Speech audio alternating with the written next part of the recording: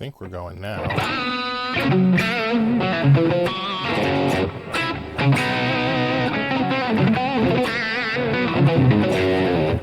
All right. We managed to do it despite not being able to use Chrome. Yeah, I had to use Edge. I mean, I could have loaded Firefox, but then I would have had to sat here while it loaded. And I was like, no. No. I'm going to, I'm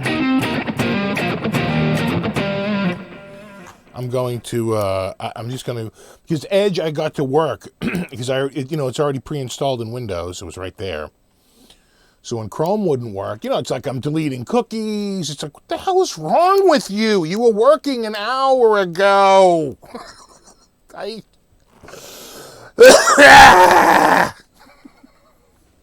Damn it. Like, you just try to do something and it's like the world says no. So anyway, I fought through the trap.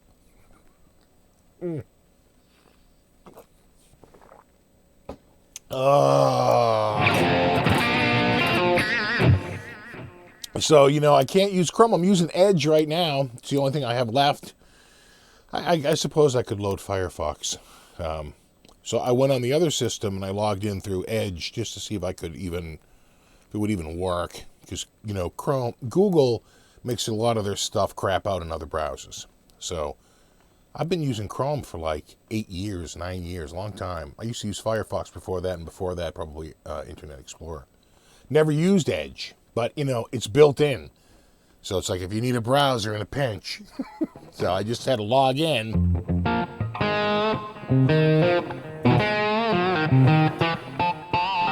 I was on Firefox and Thunderbird for the longest time.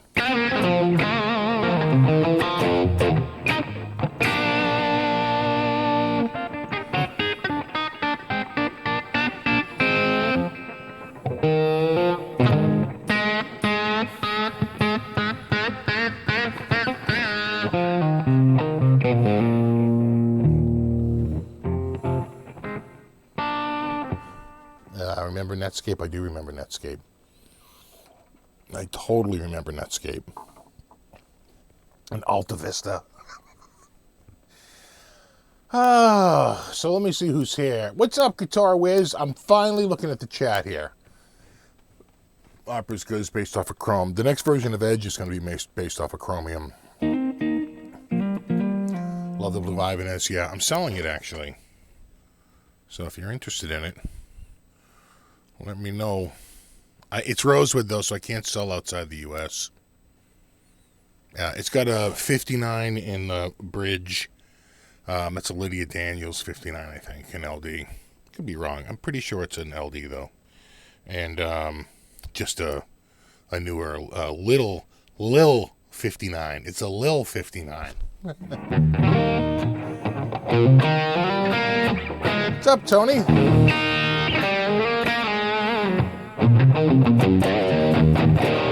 Can I pull it down electro pitch up? No, I don't. No, the only people I know are the guys at the shows, and those have nothing to do with like repairs or anything. Those are the marketing and sales guys, with the trade shows.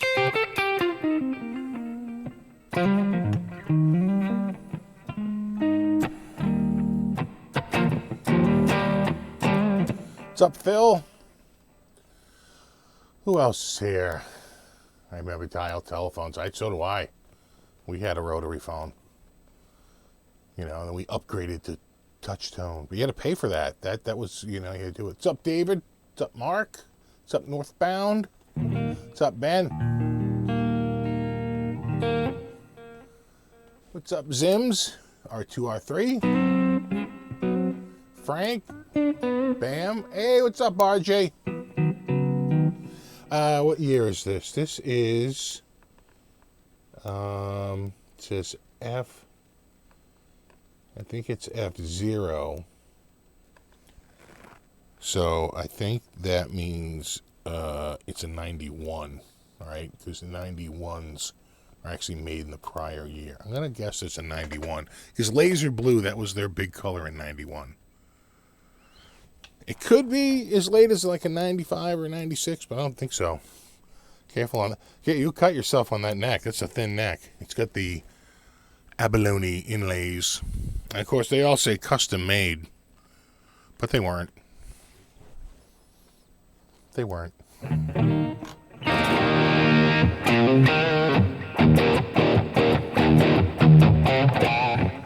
Are you going to bully the freshmen at TGU19? Yeah, I'm going to make them all stand on the table and sing a song. That's right. Now go get me a sandwich. Woo! It's good to be the king. Oh, that coffee is so good. It's hitting the spot.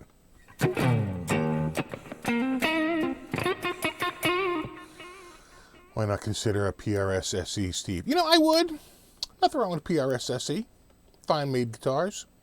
You know, quality stuff. But I think if I got one before I got a PRS, there'd be a lot of groans out there. People would be like, what? You're supposed to get a PRS. I want to get a PRS.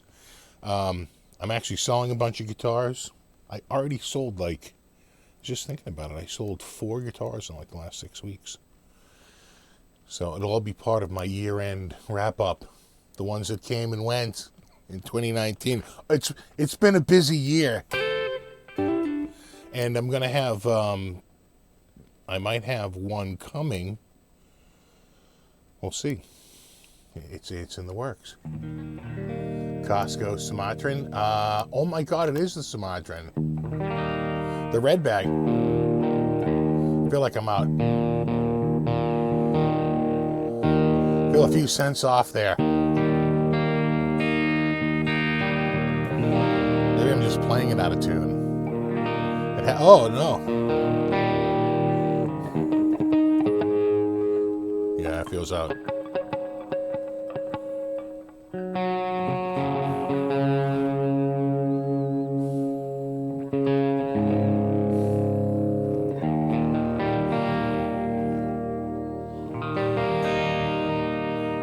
Hey, thanks, Star Guitar Works. I will. You know, I was just down in Cleveland, and over in Cleveland, more like across than down. And I had the Dogfish Head Namaste, which is a wheat beer. Tell you, man, that was a damn good beer. That was really good. Compared to the next night, they had free beers. You could get either Bud Light or their IPA, right? Because everyone's drinking IPA. I got the IPA because I had, I assured myself no matter what, it was going to be better than that Bud Light, right? And I probably made a mistake. It was like drinking a pine cone dipped in grass clippings and topped off in grapefruit juice.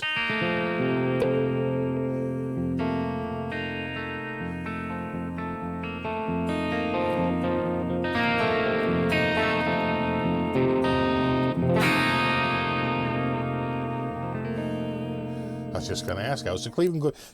The Cleveland trip was awesome. It was a lot of fun. Went to the Rock and Roll Hall of Fame, and we went to their art museum. And as we were going through, we were kind of impressed. We're for Cleveland, right? You don't think of it as a big cosmopolitan city. This art collection is impressive. This is really, really impressive. And we found out. We looked it up. They're in terms of value, it's the 4th wealthiest museum in the nation in terms of the wealth of its collection. So we were right. It was packed. Someone donated a bunch of stuff. There was one room with all the Picassos and the Renoirs and the Rembrandts and the Van Goghs. That room was sort of by a named couple. They probably owned all that artwork, right? They just put it there on loan. But it was a damn impressive. What's up, Bobby?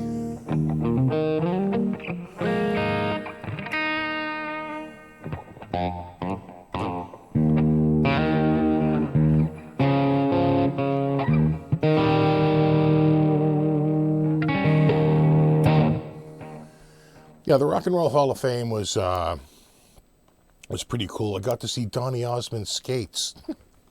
Someone was saying everything there is like all fake, and I was like, I don't know, it looked pretty real to me. Yeah, I like to hit all the cultural centers on my travels if I can. All right. I'm trying to read the comments here. Got to get just the right spot on my glasses. Yeah, Cleveland Bugs after all. What's up, Apostolos? All right, let me see. What's up, Andrew? Hey, thanks, TWF. 7847.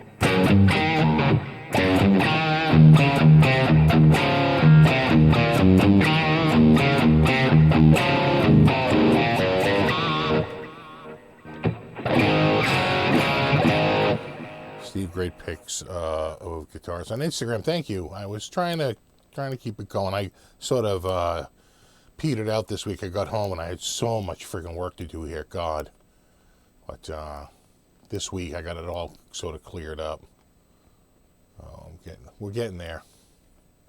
What is next? TGU19. Yeah, so TGU19 is next. I wonder. Well. Yeah, well, oh, you know what?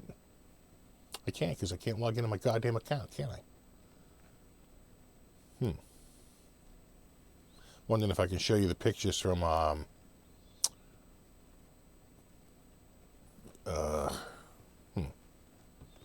that would be a good question here.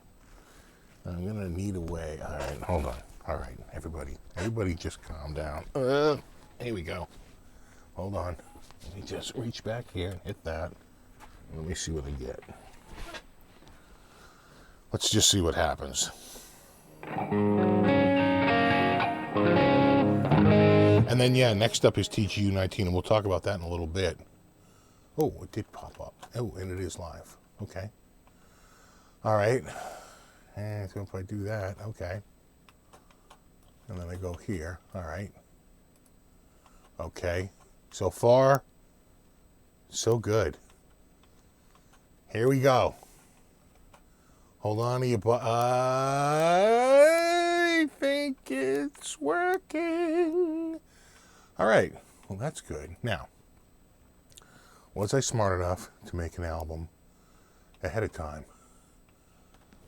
I was. So we already have an album here. Okay. So if I go to this album and I start it up, talk amongst yourselves.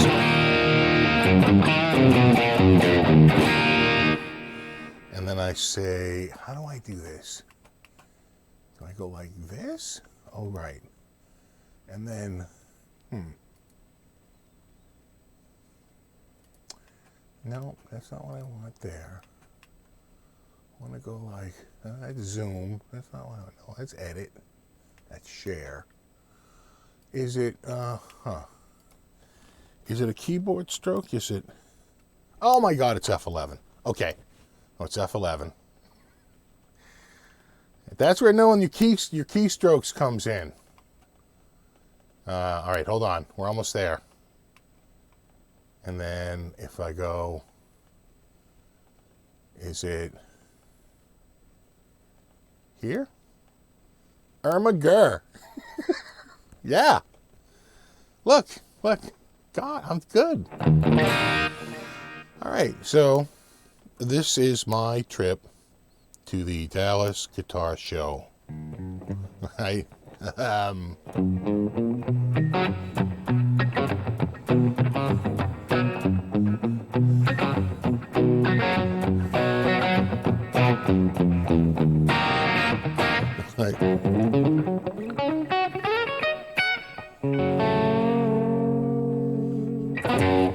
right, here we go. I don't know who this guy was, but he wanted to take his picture with me. There's a stake that we got at Hard 8.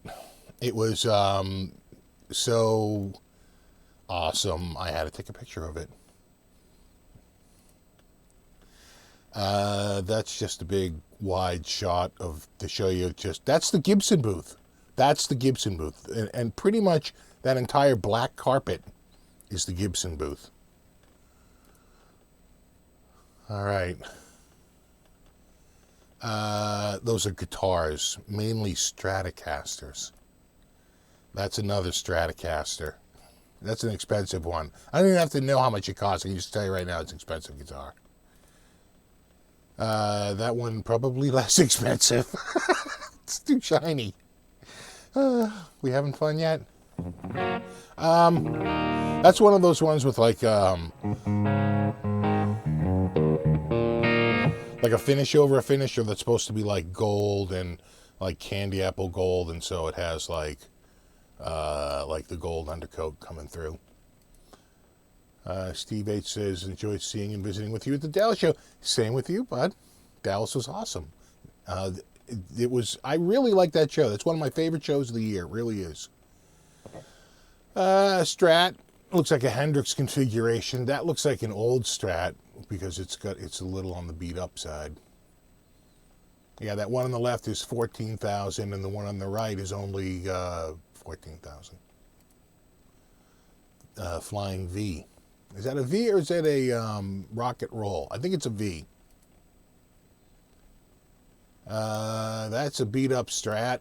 It was probably a lot of money. I'm going to guess expensive. Another one. Better shape though. Yeah, the Cheetah Caster. Now, let's just talk about this for a second. You got $2,000 to spend. All right?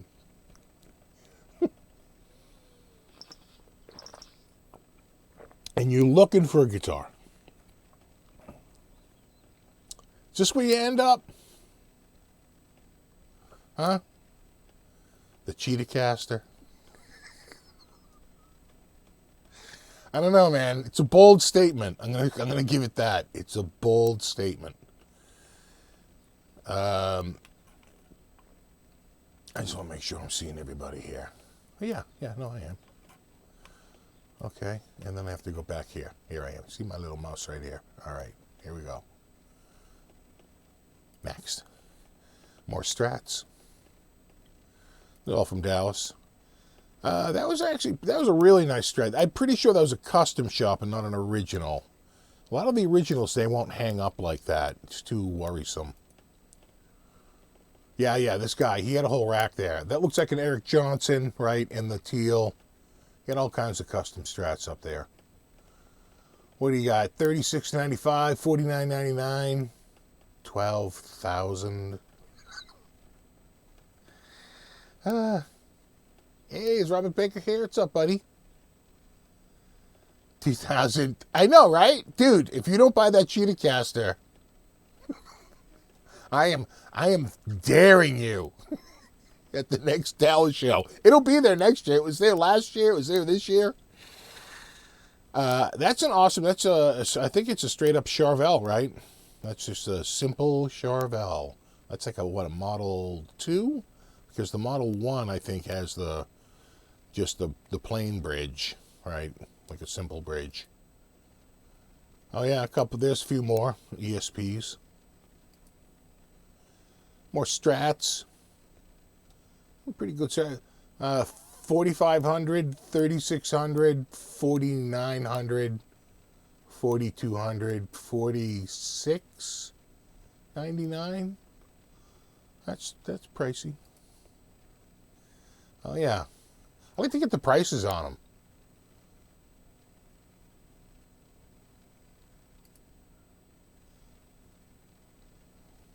That's a Charvel Model 88. All right.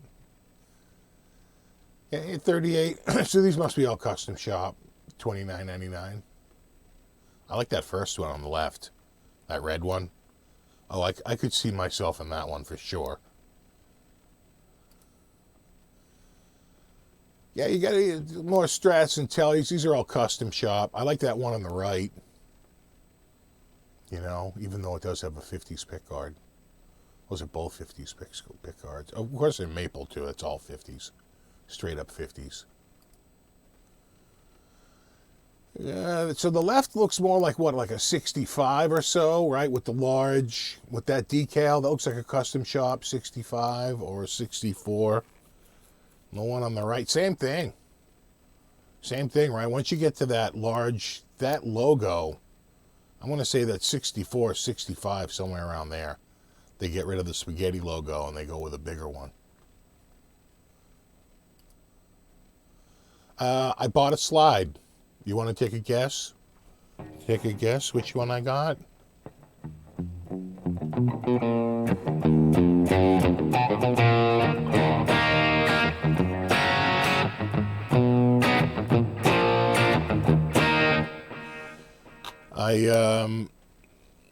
You got to remember, I got big hands, so, you know, I wouldn't be looking at any of those small ones.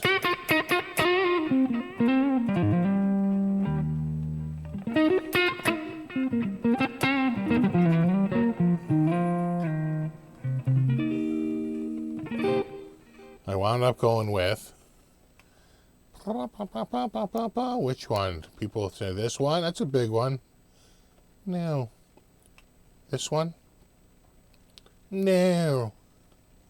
Everyone's like, well, it must have been this one. No, that's actually a bottle. Right, that's the bottle one. I wound up going with this one. This one right here. Because it fit perfectly. It was nice and sturdy. And it was small.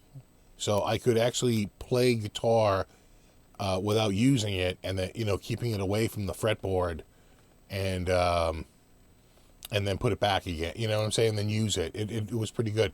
At some point, I'll get a metal, but none of the metal ones really fit me. This one fit me great. This fit too, and so did this one, and actually so did this one.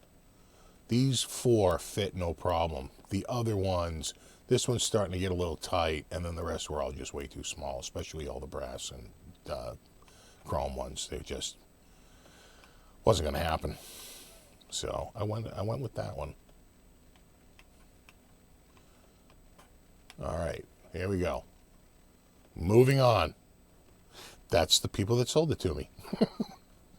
Father and daughter. And they were super, super awesome. And you know what? I checked the price when I got home. It was pretty legit. Because you know what? When you get it from Amazon with so-called like free shipping, you know, they tack like $5 on. So it was actually cheaper for me to buy it there.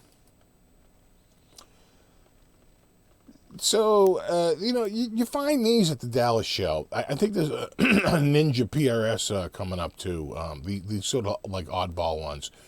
Someone had a Budweiser guitar. Someone had a mini Firebird uke. You know.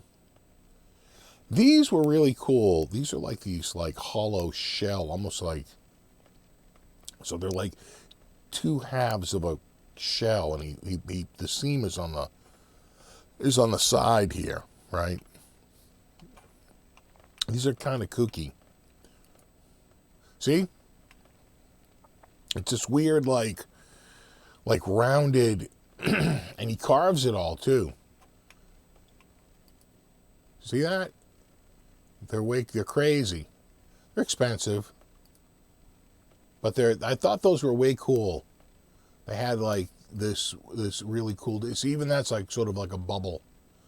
The whole thing, everything, all of them, they're all like big bubbles. And they're pretty cool. You know, try and do something different.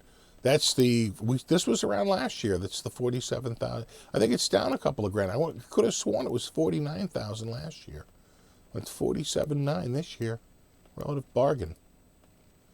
That's just a gorgeous back to a PRS. And that's the front of it. And some swag. I didn't take any of this.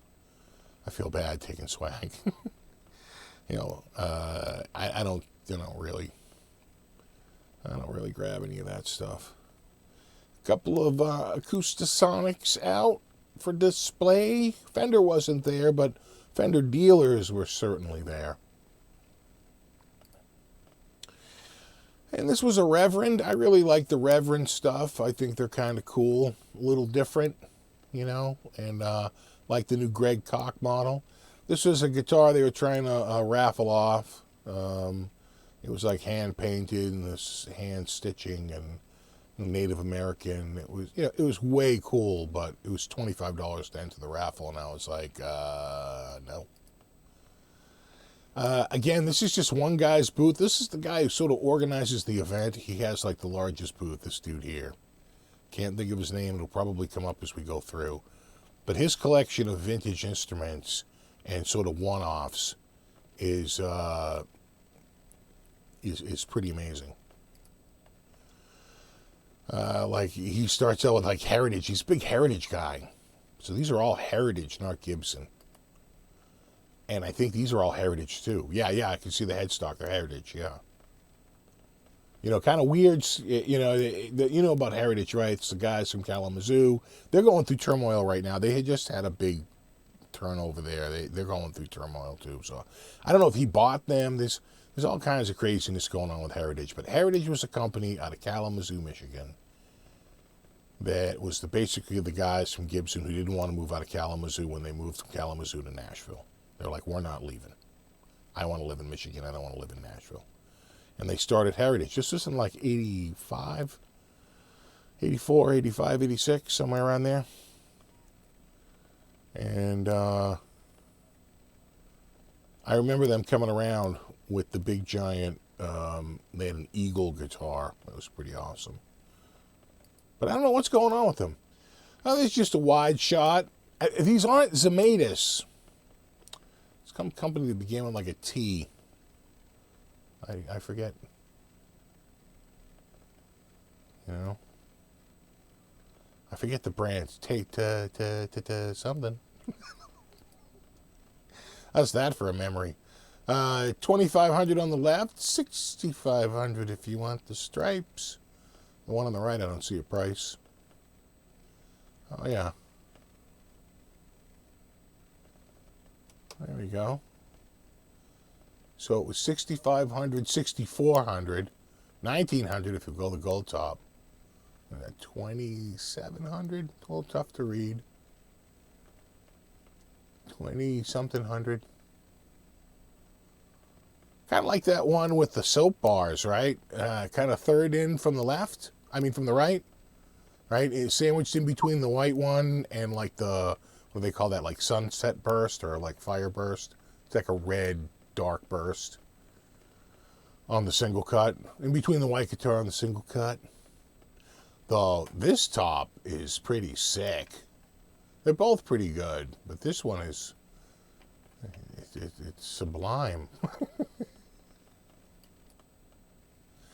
And they had a whole row of old Marshalls. I'll take a sip of my coffee. They had a whole row of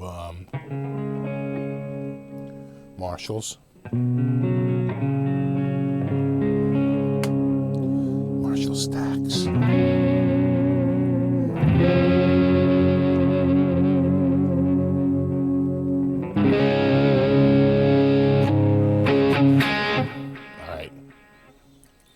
Stay focused. I really like that top.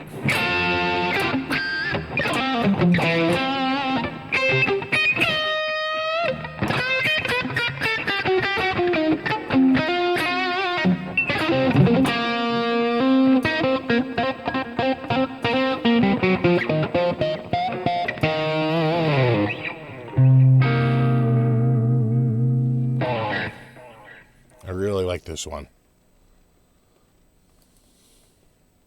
So these were sort of oddballs. I don't know if these are legit or I don't think so. I think this is a company that's sort of like just, I forget. I don't think these are Fender. Right? This is some other company. But it's got these cool like metallic finishes. It's like a sort of like a stoneware on the bottom shelf, and then like sort of these like metallic paisley on the top, almost like pewter. Pewter? I hardly even knew her. Yeah, like that. See that? I can see RJ in that.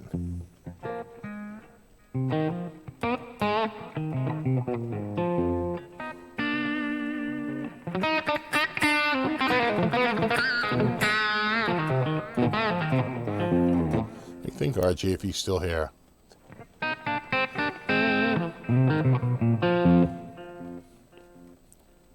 Could be a good look. Depends on the gig. I have to be like a metal country gig. And there's the Strat. Now, I'm seeing some grill here. I don't know if that's for looks, if there's literally a speaker under there. Oh, God, let there be a speaker, right? Then you hit the trifecta.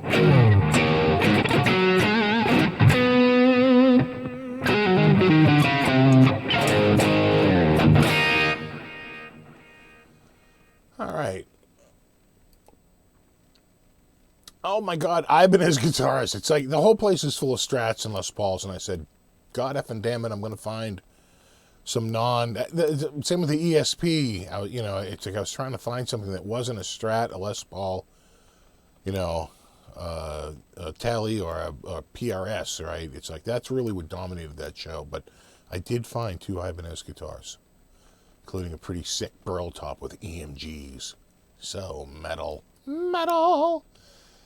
There's this one, that finish there was like, spring. This is, this is good. This is good, but there's something about this one. The fade, probably. It's probably the fade.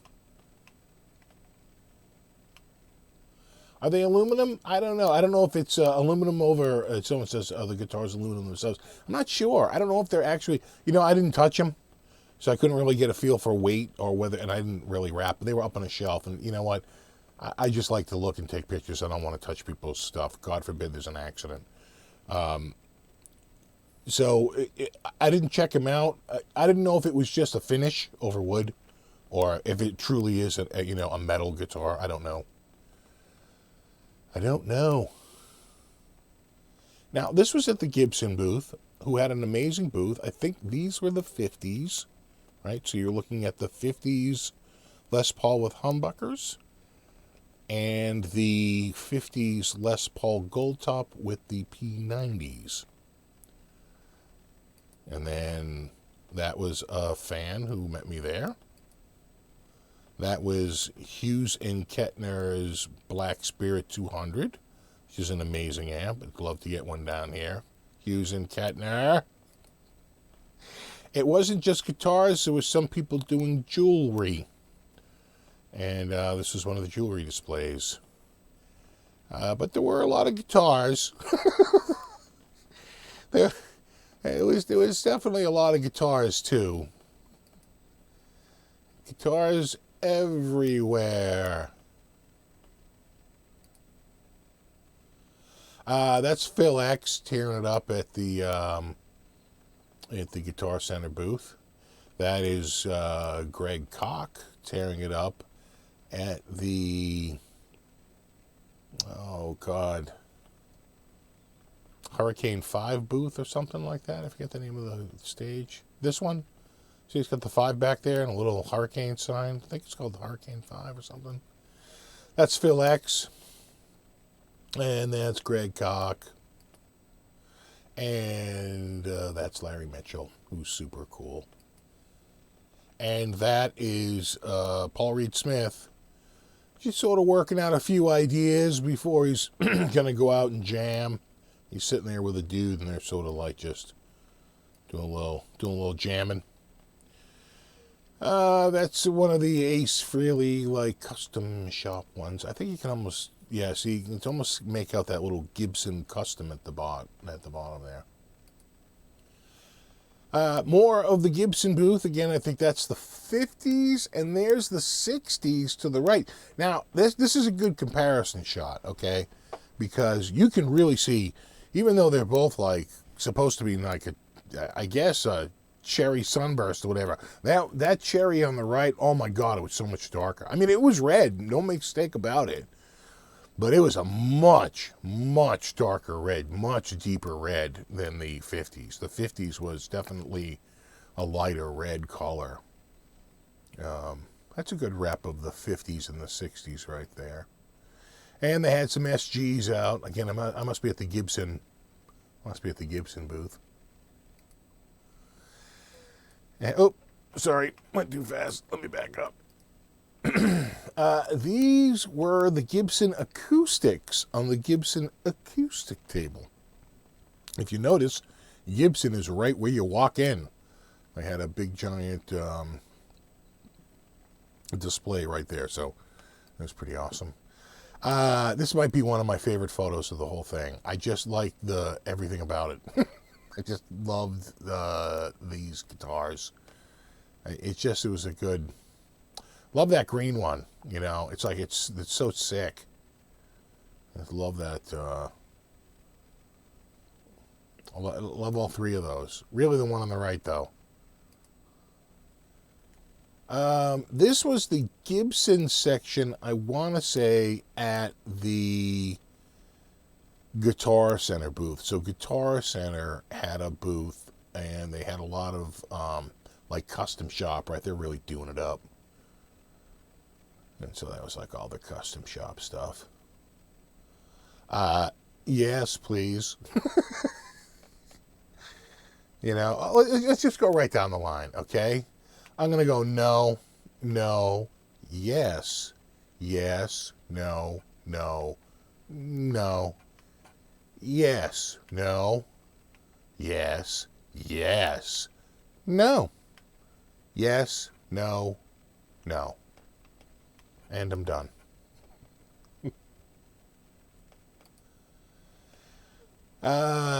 These are pretty cool. That's like an HP, right? What are they calling it? It's just something Les Paul standard ding and dent 2672. It's got to be an HP. I don't make a color like that unless it's HP. Gosh darn it! All right, here we go. Yeah, especially this one.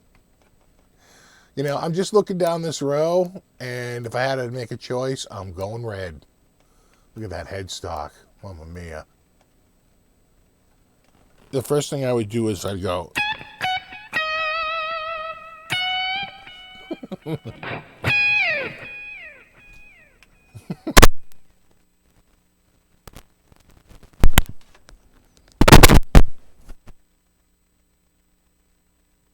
You there? All right. Well, you there? All right. Sorry about that. I gotta remember to go to the slider, get that fader working first. SGs, yeah. No, they had SGs. That triple pickup is pretty sweet. I like that one a lot. And I like the color on this one. Right, it's weird. This is a little more cherry, right? And this is almost like a little browner, and this is sort of like a mix between the two, right? Sort of very interesting. I like this one.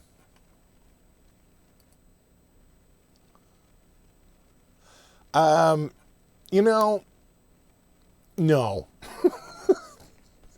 This is the Reverse Explorer. And you just have to say why. This is where the new CEO has to just tell me, when did this come out? I have no idea, but God, no, just no. This, on the other hand, which I believe is a D'Angelico, is amazing, right? It's got that big Art Deco headstock. It's gorgeous. Love this guitar. And, you know, and even this is got a, you know, a sort of a cool 60s vibe, this big Gretsch. But this thing, I'm just not feeling it. Especially this headstock. Tell me I have a close-up of the headstock. Oh, God, I do.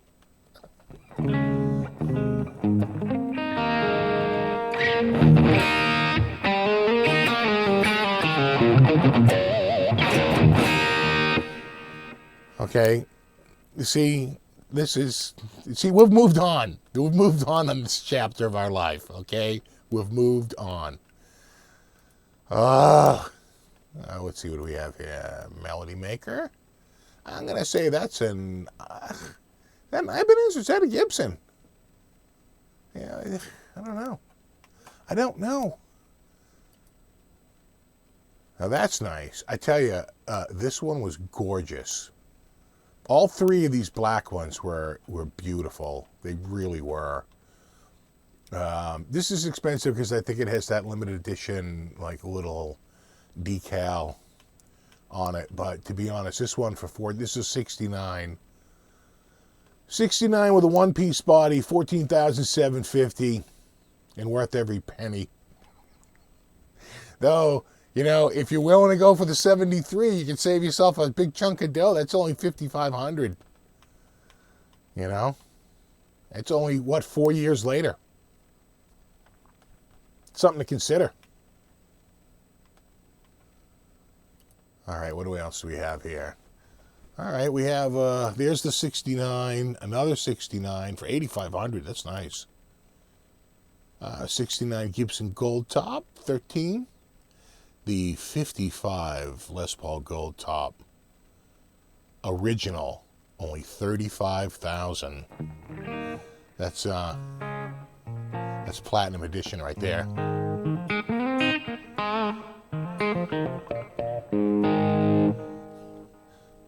You'll be using your $35,000 55 Gibson Les Paul Gold Top on your private jet. It's the guitars of the rich and famous. You got a 62. It doesn't have the year on this. It just says Les Paul, Gibson Les Paul, so I'm assuming it's an original. They're calling it a Les Paul. And that's a 61. That's 22 grand. I wonder if these are all just straight up Les Pauls, right? Right, it was before they rebranded it to SG. Could be. I see Al John Go here. What's up, buddy? Good to see you, man. Can't wait to see you in Nashville.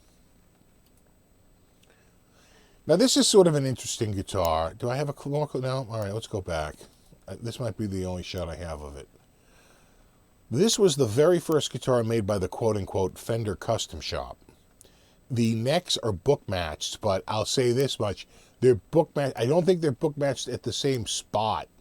I don't think they quite line up. I think they're book-matched, but because they're at an angle.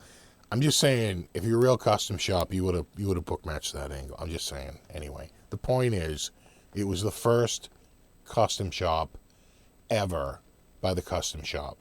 It's the first double neck ever produced by Fender that was a production guitar, that wasn't a one-off for an artist, right? In other words, an artist didn't request it. I think they made like a bass and a Strat for somebody as a one-off, but this was the first time they're actually going to produce a double neck. And it was the most expensive list MSRP for a production guitar not a vintage guitar, a new off-the-floor production guitar ever for Fender. And it wasn't for sale, and they didn't list the price. But I'm going to say $100 billion. If it's any less, I'll be disappointed. This is just a whole bunch of Les Pauls. You like Les Pauls? Sure, we all do. Well, here's a whole bunch of them in a row. Yes. No. Yes. Yes. Yes. Yes. Yes. Yes. Yes. Definitely the gold top. Yes. All these. Yeah, I'll just take the whole row. Even this one. Even though it's the light Jerry Burst. And more SGs. These are, let's see, P90, P90s, P90s, P90s, humbucker, and mini humbucker. A little bit of everything. And more Les Pauls. You like Les Pauls? Sure, we all do. I like this black one. Man, that's nice. And this one here, it's a gorgeous top, huh? This one was a sparkly one. If you look close, it's got extra sparkles. It was like a Meester sparkle. And this was sort of, these were newer. I forget the dealer for this, but he had a pretty good booth. A lot of PRS and Gibson. A lot of high-end stuff in this guy's booth. That's the Teenage Mutant Ninja Turtle PRS. That's a PRS. It was up for auction, and the opening bid was to be $4,000, I want to say. $4,000. We're going to start the bidding at $4,000. We get $3,800. Can we get $3,600? Can we get $3,200? Can we get $3,000?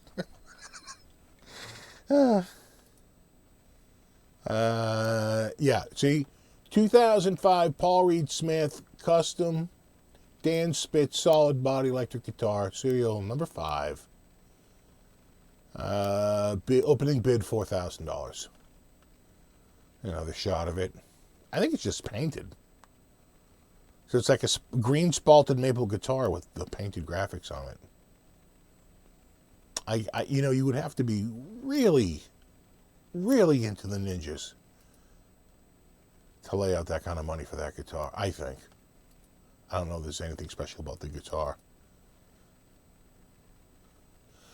That does not look scalloped. It could be the lighting, because this was in a case and the lighting in there was just like really, really strong. There's a chance that's just really strong overhead cans. But damn, that does look a little scalloped, doesn't it?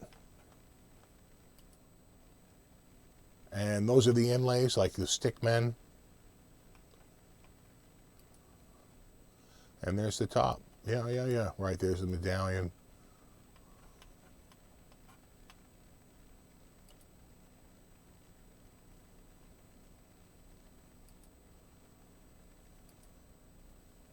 This Acacia was there, and this was their like version of like a vintage style guitar with like a flame top and like binding around the fingerboard and binding around the body.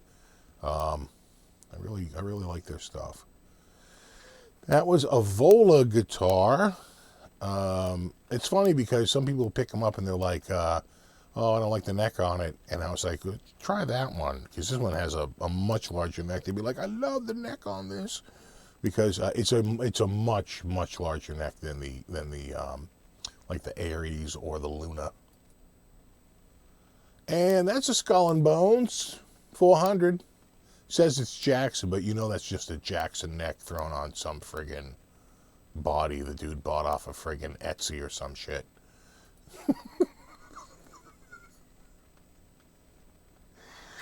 I want to say that this might be an ESP. I forget now. I'm looking at those inlays and I'm trying to remember what it was. I don't think it's Ibanez. I'm looking at that bridge. Is that Ibanez? Is it a custom swirl Ibanez? It could be. That's where I try to get the tags if I could. The old taggers. I can't. It's a collector's. On the bottom it says what it is. It's a collector's something. It's something collectors. It's probably the same thing. It's all part of the collector's collection.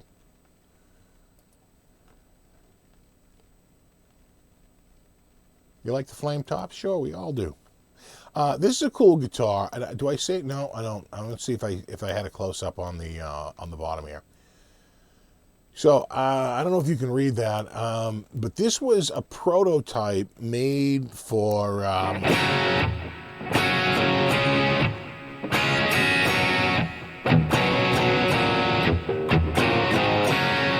For Neil Sean of Journey, I'm pretty sure.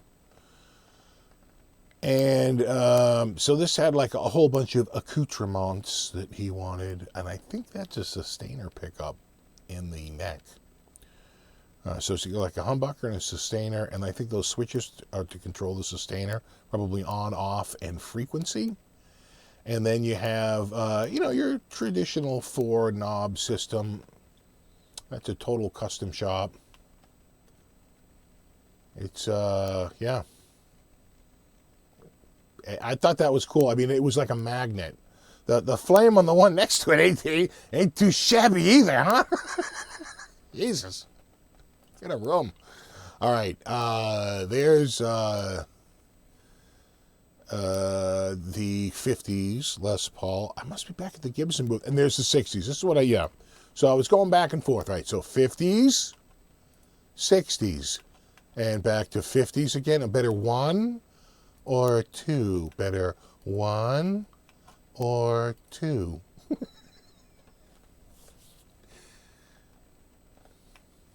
I'm going two. Kind of like the look of that one.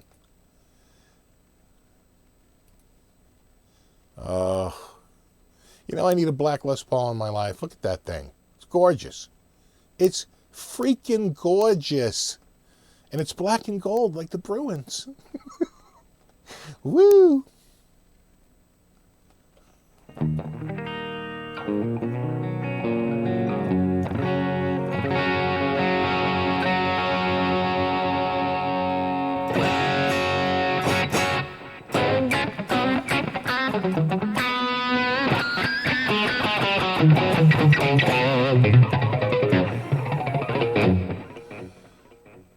All right.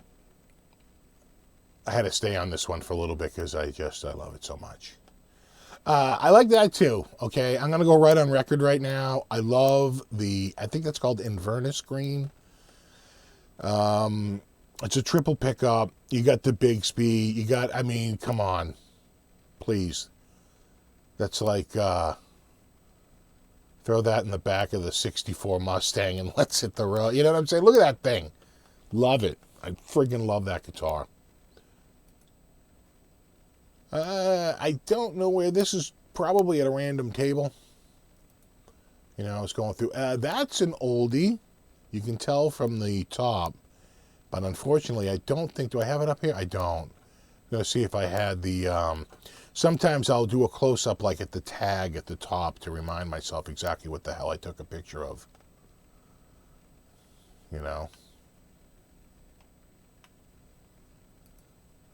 Enough Bruins stock. Now, we talked about it once. Bruins. Go Bruins. Yeah, got the flambe top right there. If you like the flames and the gold, and the flames and the gold, that's your guitar right there. It's gold flamey.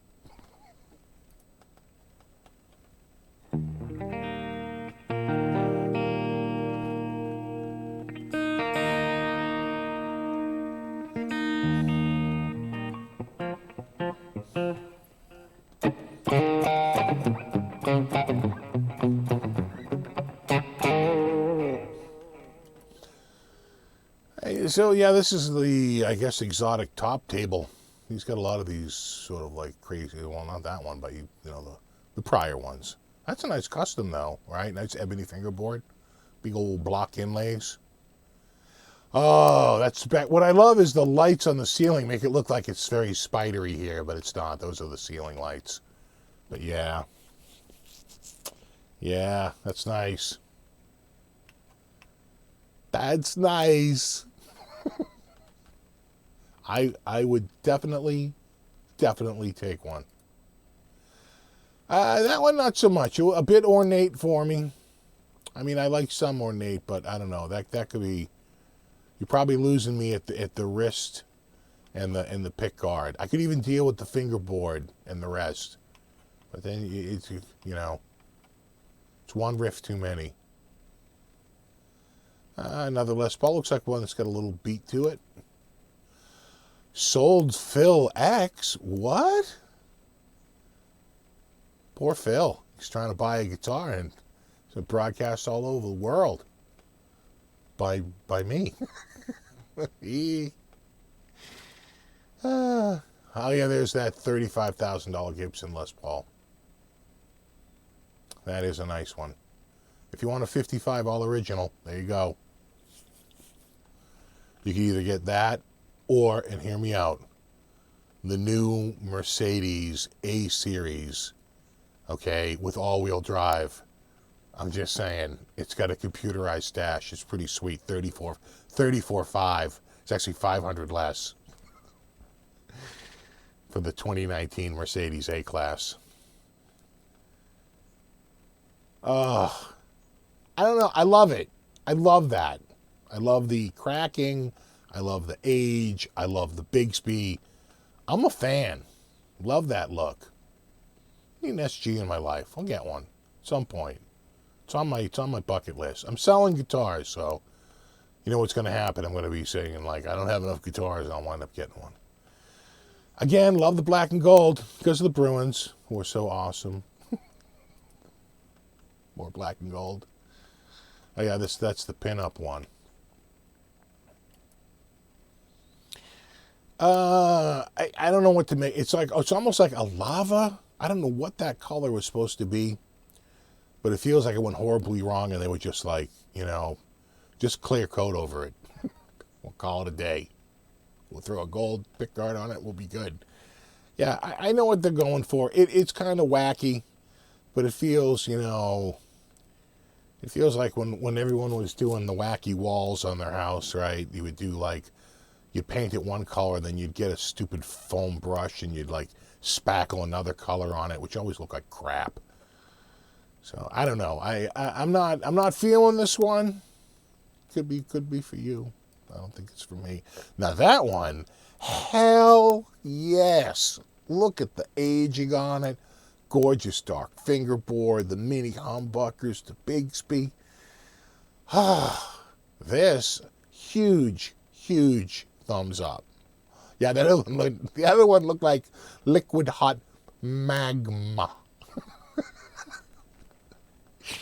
10 points to Gryffindor. All right. And then, yeah, I'll take that one too. That one's only I thought it was only 2,800, but sadly it's 28,000. But thanks for playing. That's only that feels like it's a better value, right? Look how much more guitar you get for 10,500. I mean, it's half the money, and it's enormous. Look at that thing. Take up half the living room. You have to stand when you play that. Look at that thing. Greg Koch. There he is with his new Gristle Master. He's got the Gregory Cockery guitar there. Fun fact, the guitar is like a 9/8, right? So it's slightly oversized, which is beautiful. And it's got the old Make-Bill fingerboard. And it has his custom Gristle Master pickups in it. And, yeah, I'm going to try and get one here. Because the guys at Reverend are super cool. I like them. And we'll see if we can get one here to demo. The problem is that they're actually been a pretty successful guitar, so they might be a little tricky getting me some stock, but I'll see if they can do. We'll see if we can get one over here. But, yeah, Greg's awesome. Greg's guitar is awesome. I caught Toby playing a little bit on the keyboard. Another fan saying hello. Everybody was super awesome. A Gibson, I forget the name of this one. It's not, is it the Melody Maker? I don't think so, though, right? It's like a Les Paul something. That's a great photo. I'm just looking at it up here on the screen. It looks damn good on this screen up here. This is the Gibson booth. And, they're just flexing their skills. They're saying, look, we can carve a guitar. We can totally do that, and it looks damn awesome. And I was there on the first day, and that guitar was completely blank, except for the drawing on it. And so I came back a couple of days later when he had made some progress on it, so I would have something to photograph, right? That's why this is towards the end. But that guy was out there pretty much all day carving out that top, and I thought it looked pretty awesome. Some ESP stuff. You got the Kamikaze on the left and something on the right. And, of course, a Randy Rhoads Jackson. I'm probably trying to get some of the non-Gibson or Fender guitars. So much Gibson and Fender at this show. That's a Brazilian rosewood back. If you like the Brazilian rosewood, that's a giant slab of it right there. You're like, what does Brazilian rosewood look like? It looks like that. That's it. That was at Acacia Guitars. And that is a carbon fiber top, which is super cool. And I was talking to him about it, and I was like, how hard is it to work with? He's like, actually really, really hard. So, you know, I think they're putting some effort in to do that, to get that guitar out there. But I really dug it. I got to say, I was a fan. There's another one. I really dug the look of it. It looked like a wading pool, you know? It's like a non-quilt top because it's carbon fiber. This one has Fishman's in it too. I must be at the Acacia booth. There's another one of their Cronus guitars, which I think looks pretty cool. Love that green. And that was, I think, new for this year with a spalted maple top. And this is, I don't know if you remember one of these. This is the old V2. These pickups are actually single coils. So back when I'm a kid, right, this is probably 1979, 1980, 1981, right around that era. You know, you're buying magazines, you're looking at guitars in magazines, and I remember, like, seeing this in the Explorer, right, the new second versions of these, and I was just in love with this V. I was like, oh, this is like the coolest guitar ever. But the reality is that you can't replace the pickups because they're a proprietary shape, and they're single coils, and if you don't like the sound, you're sort of stuck with them. So these guitars, you can get them on the secondary market around $2,500, maybe $2,800. They're out there. I've thought about getting one, but I keep talking myself out of it. That is... Oh! Damn. I didn't know that was going to play. Is that the last one? Is that it? That might be it. No? Oh, it's just going to stop. Can I fast forward? No. Can you hear that when it's playing? This is, what's his name? Oh,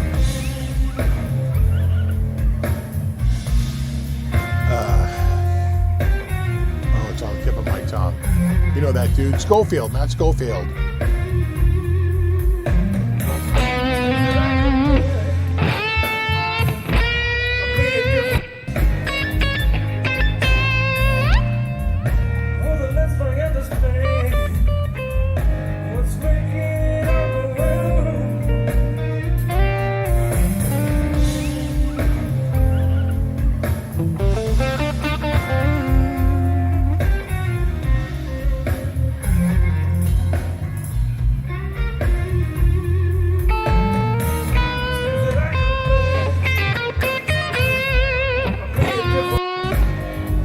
All right, so that's just going to repeat. All right, can I get past this, or is that the last thing in the... Is that the last thing? No? All right, that might be it. I think it's just jumping through the frame. All right, well, we ended with a little music. And then I go back here because I need that mouse on here. And we're back.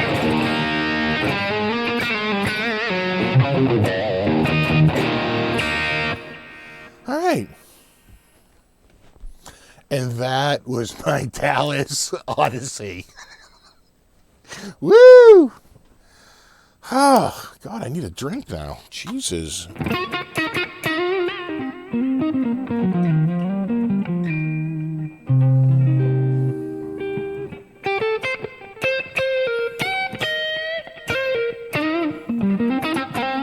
Oh, thanks, Dan of NJ.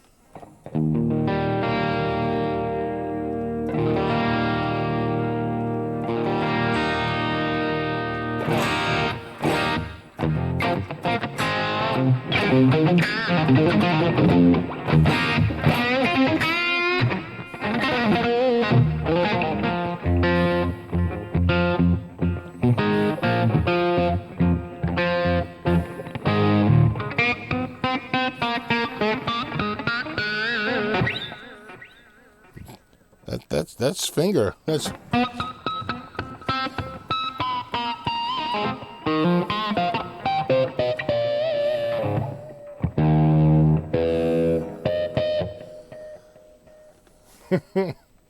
Oh, thanks, Dennis. Thanks for hanging out, Aljon, buddy. We'll talk to you next time, buddy.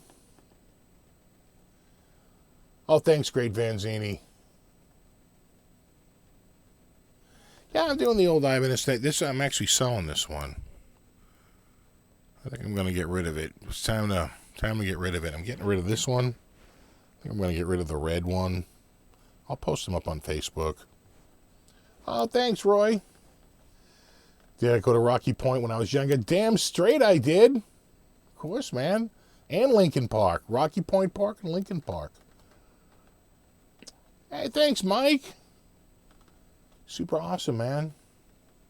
Yeah, the color's laser blue. Laser blue. And it's got, this is a made in Japan guitar. It's mahogany body, maple neck, rosewood fingerboard, which is, I can't do international sales because of sites. It's got the original edge. What else? It's got a Duncan 59 in the bridge and a little LL59 in the neck. And that's it. Oh, thanks, Aljon. I don't have it on reverb. Just, you know what? If you're interested in it, just reach out to me through YouTube. There's probably a link on my page with my email address. Just email me. We'll email back and forth.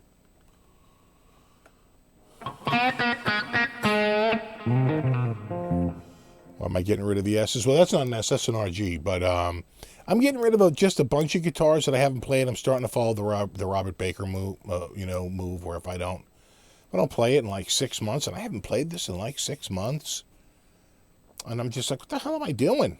It's like, it's like they're literally in the way, right? I'm officially out of space. And I just sold 4 guitars, and I'm looking to sell probably 4 or 5 more. And that'll get me down to like 40. You know what I'm saying? No, not that. It's not that bad. It's not that bad. But, seriously, it's too, So for this, I'm looking for 400, which I think is pretty cheap for a Japanese-made guitar.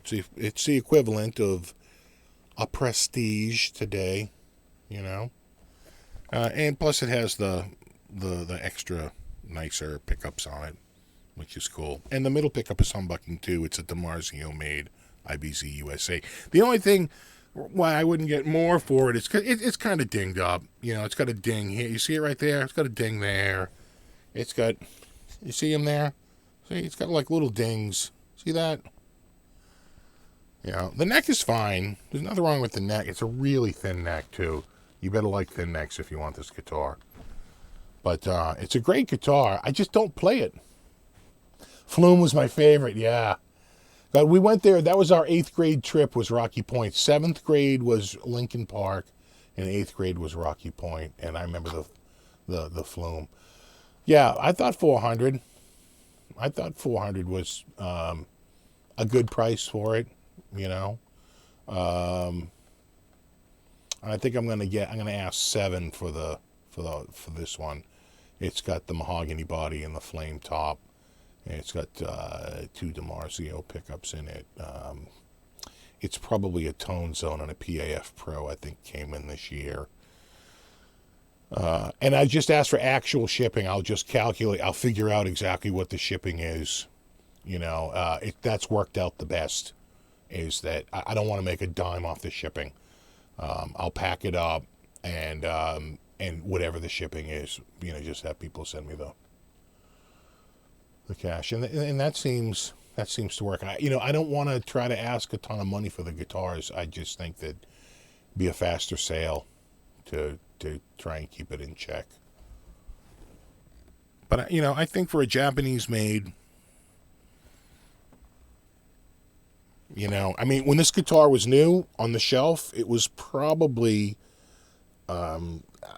at least $7.99, but I want to say it was more like $8.99 because they forced you to buy a case. I don't have a case for it, but they would, back in the day, you couldn't buy an Ibanez without buying a case, and that tacked on like another $100. It was like $8.99 out of the gate for these. When these came to their close, they were probably like around $1,000, $9.99.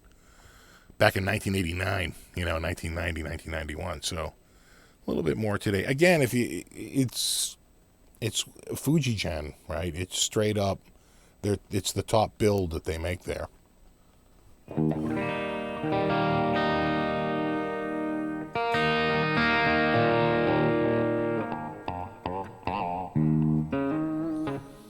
Will you sign the Ibanez? Yeah, if anyone wants it signed or anything. You know what? What I usually do, like when I sold a guitar recently, I usually throw in a little note and a pick, like one of my ridiculously colossal picks, and but I'd sign, if someone wants me to sign it, I'd be happy to sign it. If you want to send it back at the headstock or somewhere on the guitar or whatever, it's up to the buyer. But you own it after that. Once I, that's a limited audience. This is a 540S. 540. So, like they say, this little block right here says custom made, but it wasn't. These were none of these were custom made. It's abalone inlays. But you can see some dings at the headstock. I don't know if you can make those out. See them on the edge there? It's got some dings. But, but not the neck. And that's what counts. Right? No one's buying a relic guitar if part of the relic. Right? Imagine if you bought a custom shop from Fender and it came with like pitted frets, right? Big dents on the back of the neck. Be like, that's a little too relic. The great thing about relic guitars is somehow the neck remains immaculate. It's quite pristine.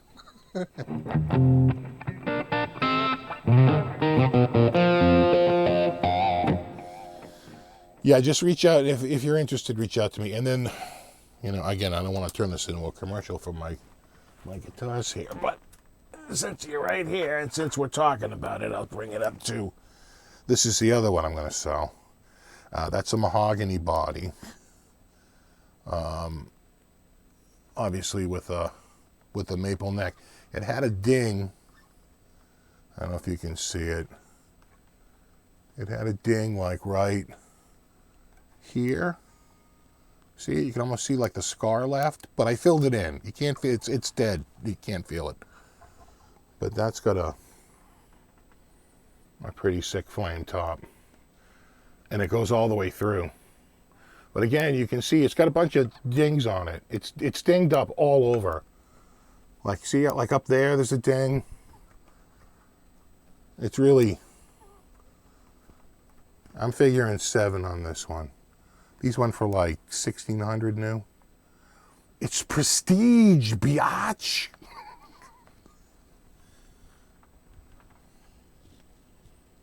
And there it is. And the flame. And the dark flame to the dark flame. All right. We'll make a good set. My arm. That's mahogany. Why, God, why?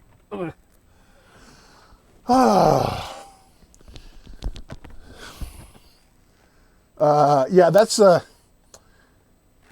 think you're right. That's the Edge Zero on that one, right? And I guess they both are. That's low pro Edge. No, not Edge Zero. They're low pro. That's low pro Edge. That's from 2001. So that's not Edge Zero. That's low pro Edge, and same with this one, low pro Edge, right? So it's Edge, but it's the low one.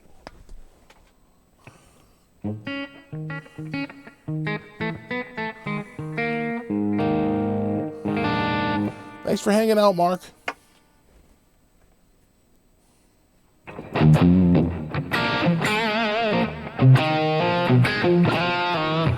Yeah, that one actually is. It's not orange. It's actually really red. In fact, the color is called deep red. So it's just my camera. It's not getting it correctly. But trust me, that is not orange. That is absolutely red. Like a life, lifesaver.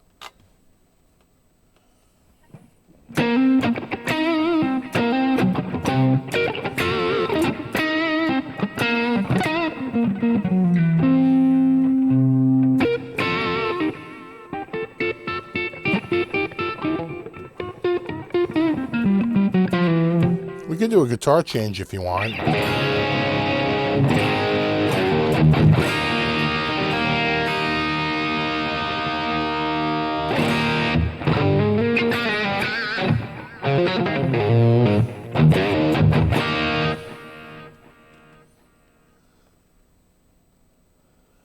Steve, what do you think of the new Gibson guitars? I really like them. I really dig it. Why do you use input 5? Because the first 4 are balanced lines and it would cancel out the frequency. I need an unbalanced in, and that starts at bus 5.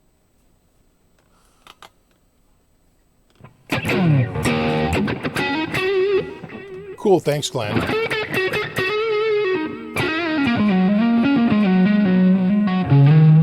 All right, now for something completely different.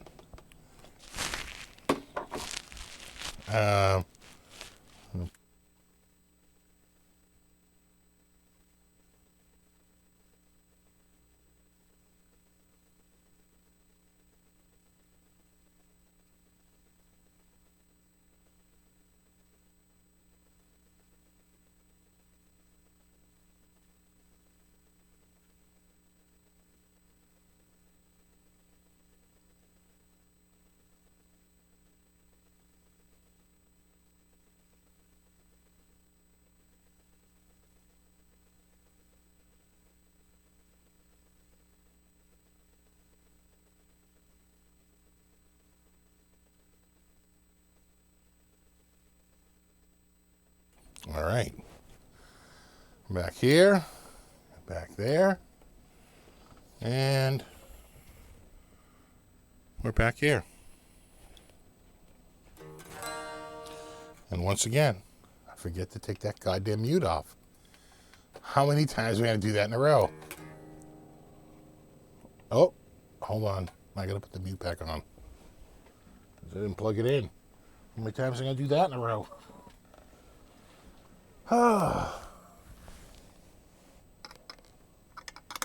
There we go. Okay.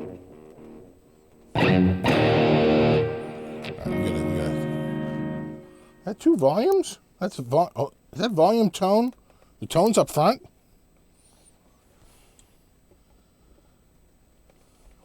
I'm discovering this guitar right now. All right. We're tuned to E flat.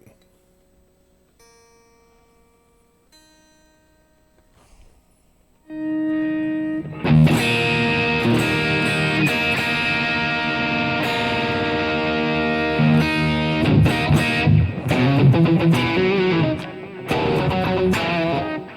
feel like that pickup's a little too high.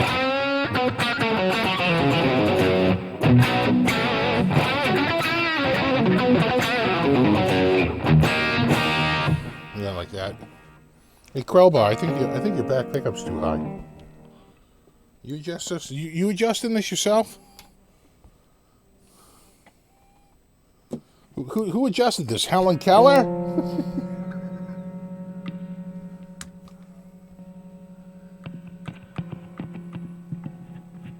Yeah, you gotta back that puppy down. You gotta back that sucker off just a hair.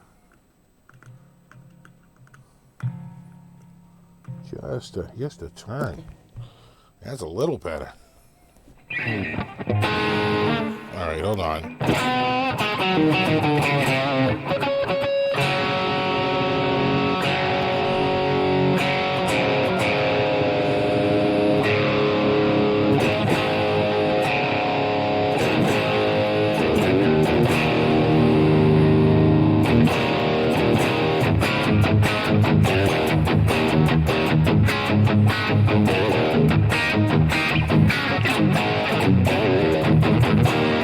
right, that's working.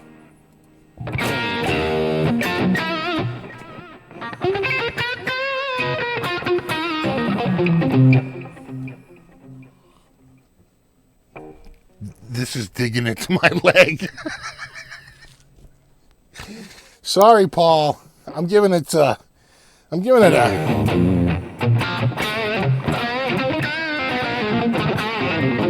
Well, it certainly wasn't as comfortable as the Ibanez. 540. Such a big guitar.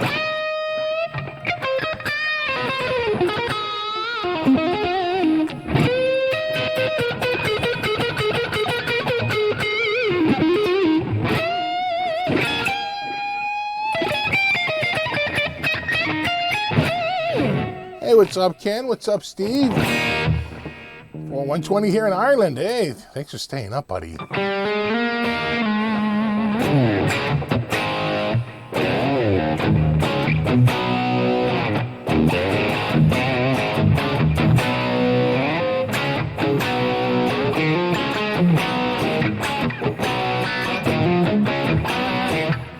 Now, this isn't my guitar, lest you think I bought this. This is Krell Bars. This is Krell Bars.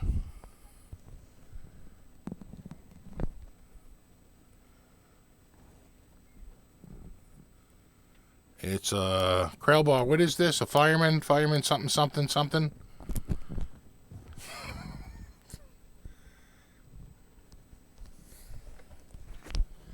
And it's neck through, not neck through, but it's a set neck. It's crafted in China, I believe. Oh, I almost feel like this guitar has to be a little higher. Hold on. Oh God, this thing is enormous.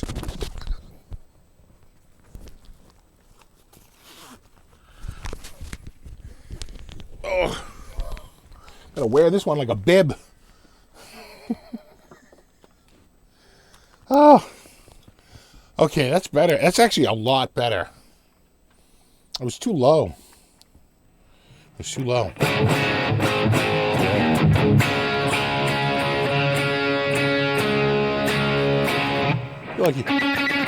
Feel like you got this action just a little too low. Right?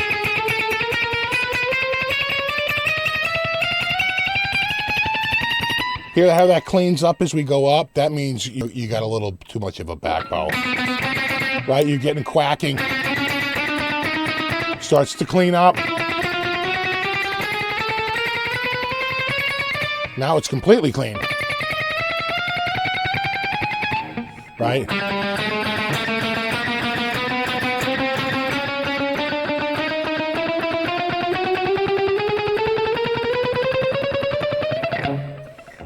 You got a little backbone. I don't even have to look at it. I can tell you got that.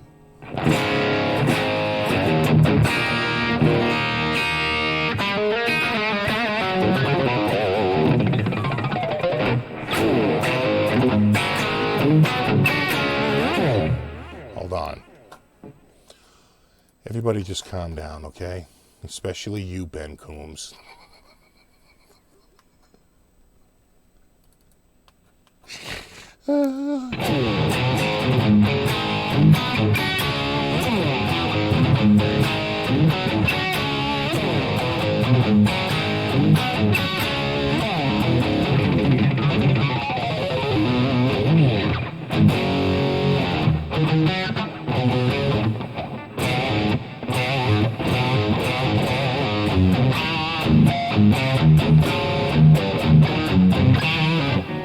So what are these pickups? Oh, they're DiMarzios. They're DiMarzio pickups.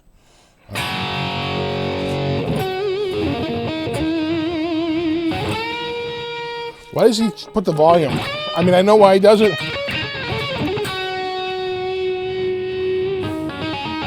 I don't like it. So this is the volume, and this is the tone.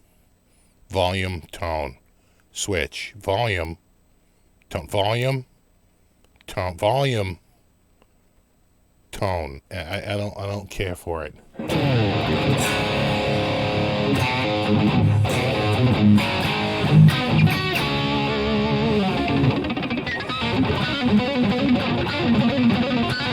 He's having an episode.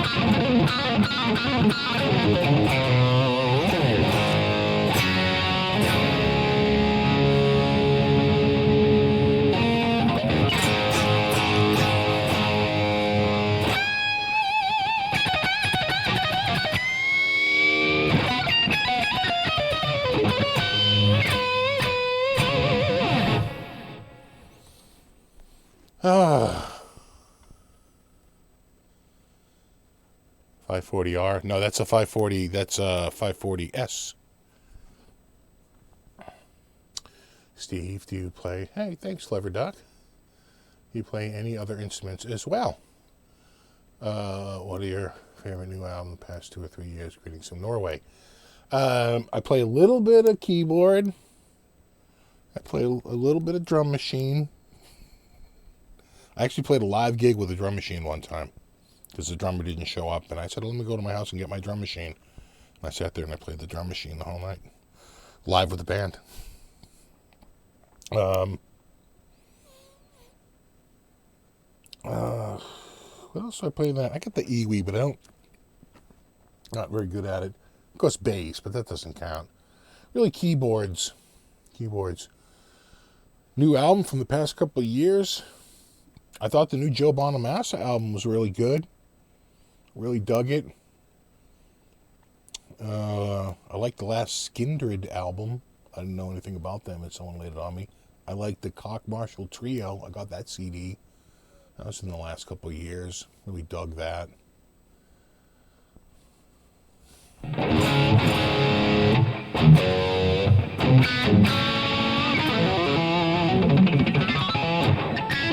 Hey, what's up, Ken? But did you notice when I hear that go low? You know.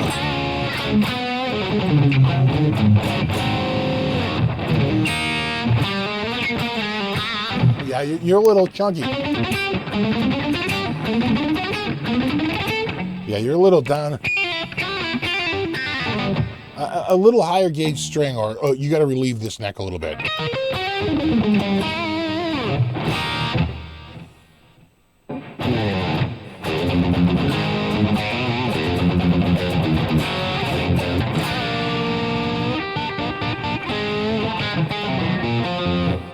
Curlbar says he thinks the humbuckers are classics. All right. I couldn't. I don't know. That's a Les Paul neck right there. I swear to God, that feels just like a Les Paul standard. Hey, what's up, Free Flow? What's up, buddy?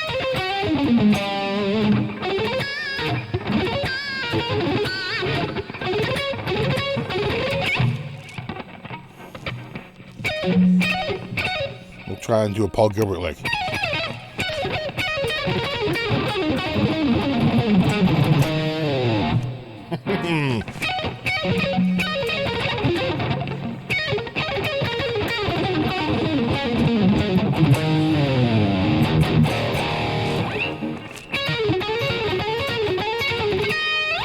That's one of his.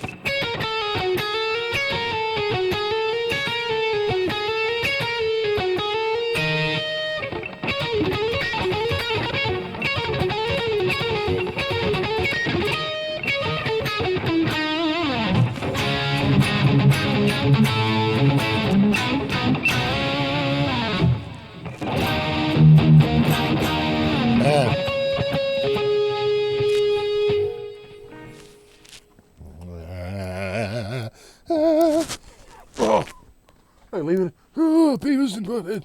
I leave it on the old. Oh, Christ! It's already on here. Where's your cell phone? You do find my phone, and it tells you your cell phone's in your hand.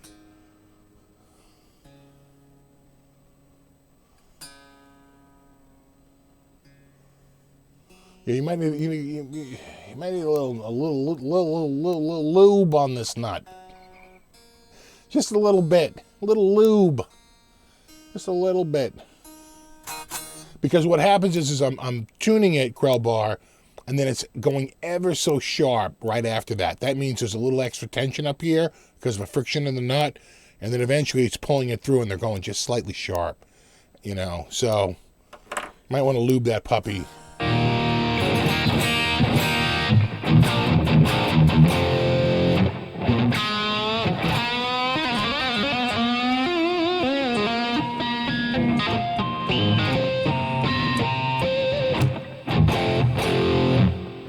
Yeah, it was in tune when I bought it. I remember the first time I broke a string, you know. It was like a month after I got the guitar, like 2 weeks after I got the guitar. Broke a string on the guitar. I went to my mother, we have to go get strings. Why? I broke a string. You broke a string? You don't even have in a couple of weeks, you're breaking a string. I'm like, strings break? No, they don't. It's like...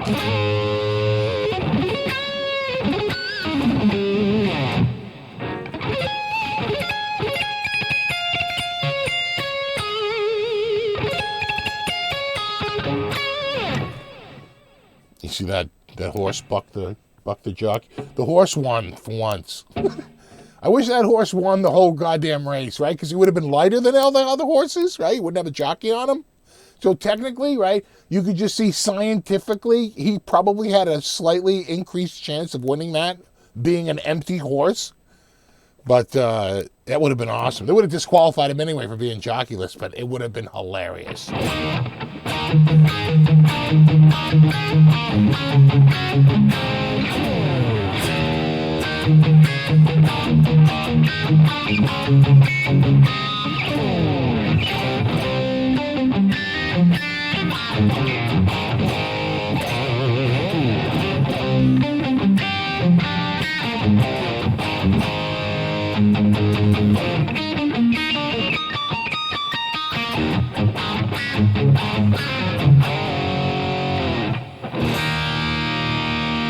See it in tune better now.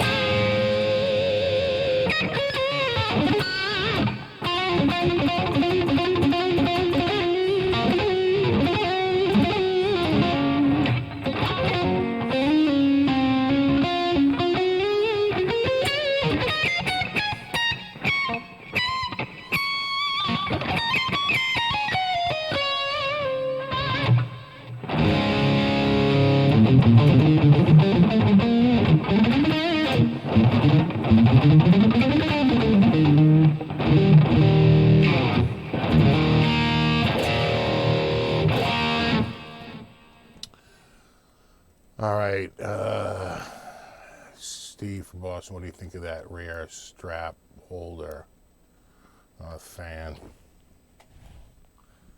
The one down here. Yeah, I don't like it. I don't like it. Stop looking at it. Yeah, I don't care for it. The one down there. Yeah, I know what you're saying. It feels like it's going to come off, right? It does. It feels like it's pulling not up it, but away from it, right? From the angle. So I could see how that would feel like that. This guitar feels like it's made for a giant, okay? I mean, it's not a baritone. It feels enormous. Maybe it's just because I came off that S guitar, like right there, which is a much smaller guitar. But goddamn, does this feel like a big guitar. This guitar has a slimming effect.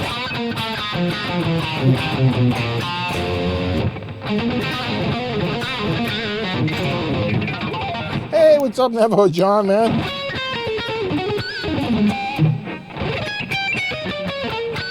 Hey, John, do you still have the Select Strat? I meant to ask you that in an email.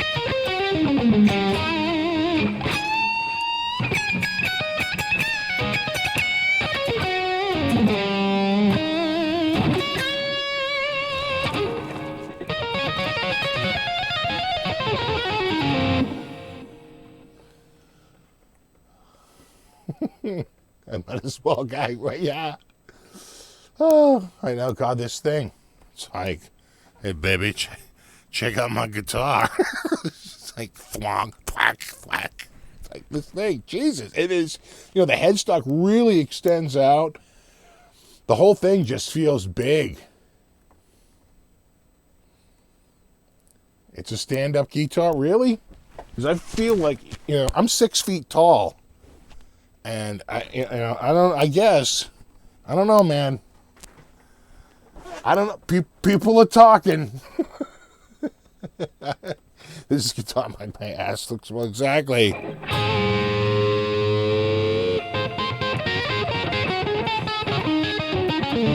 In fact, I got that at the Dallas show a couple of times. So, like, well, first of all, you're a lot taller than I thought you were, because I always see you sitting down, and I just think of you as a short guy.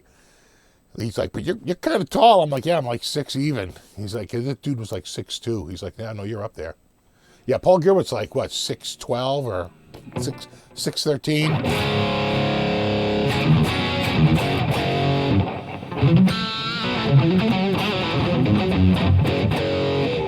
Steve, how do you like the pickups in the Steinberger GT Pro? I like them. That middle pickup I don't really use. Again, I'm hitting the wrong freaking knob here. Again, volume, tone. Volume, tone. Oh, PDX, what's up, buddy? Hey, I meant to ask you. You probably replied to me. I just haven't checked it yet. You still got your custom Ibanez, brah? Haven't seen that one in a little bit.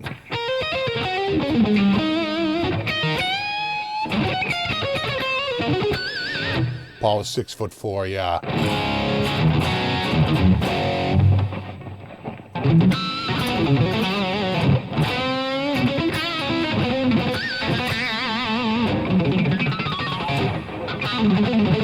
Oh, I never heard John. One of my favorites. Still have, yeah. I was curious. I was just curious. So, it's nice. What's up, Mr. B?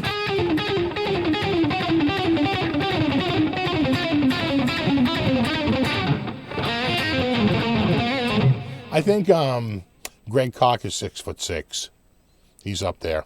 His son is like 6'8" or 6'9". His son is one of the tallest guys I've ever seen. There was a guy, where I go to get my hair cut, those guys do a lot of the Patriots, a lot of the Pats. And there was a dude in there, he made that chair look like a goddamn kid's chair. He wasn't a heavy guy, but oh my God, was he tall. And I think it was Sebastian Vollmer. It turned out he's like 6'8". And my God, you could tell. I was like, holy shit, look at the size of this dude. Like, tell me he's driving an Escalade.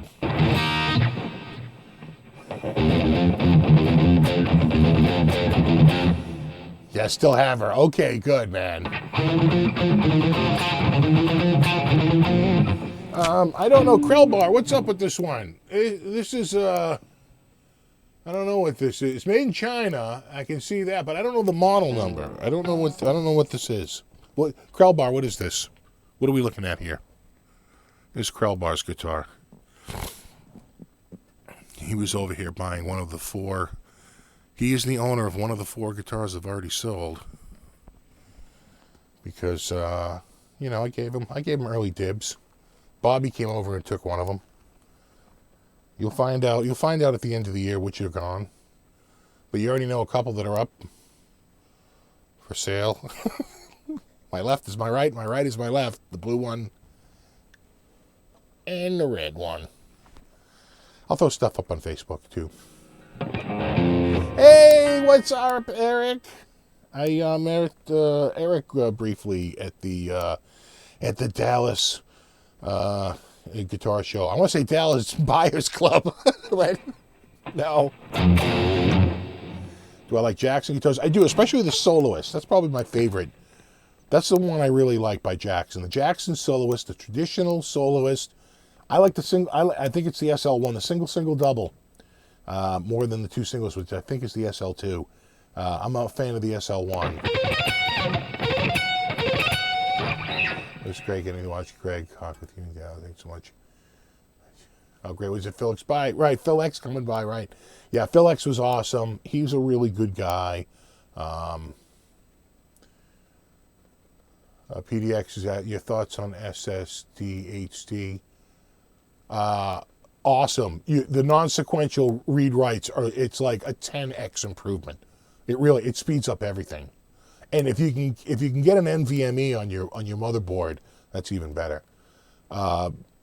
It went by a little fast, but PDX Guitar Freak was asking about the neck. It's got a neck on it. This is a man's neck. This is not a cut your hand. This is the complete opposite of that neck, which is ridiculously thin. This isn't a baseball bat. This isn't like what I want to say, like Jeff Beck custom model or anything like that, or even I think the Fender, not the original, like maybe the original series, or like the 65 reissue, kind of a thick C. Even the Vola is depending on the model, is a thicker C than this. This is very much like my Vola Blaze. This is kind of like my Blaze, the Vola Blaze. It's a Les Paul. It's a friggin' Les Paul. Bobby came over. He says, "Oh, let me pick it up." Somebody goes, "That's a Les Paul." I was like, "I think you're right, man." All right, so Crowbar is saying it's the 25th anniversary FRM 250 MF. I wonder what that MF stands for.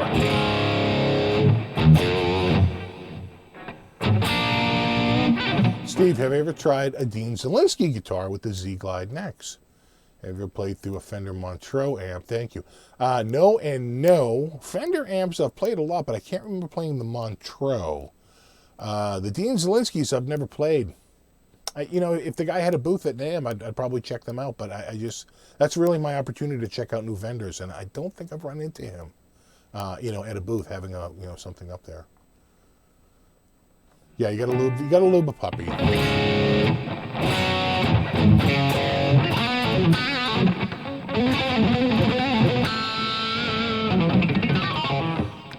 The neck on the 540, that's actually a 540S. The 540R is a thicker neck depending on the model you get. So if you have like an 88, that's a much thicker neck, right? That's their vintage neck. By 89, they were like, no, we're embracing thin necks. And they were like, we're just going to do a thin neck from here on out.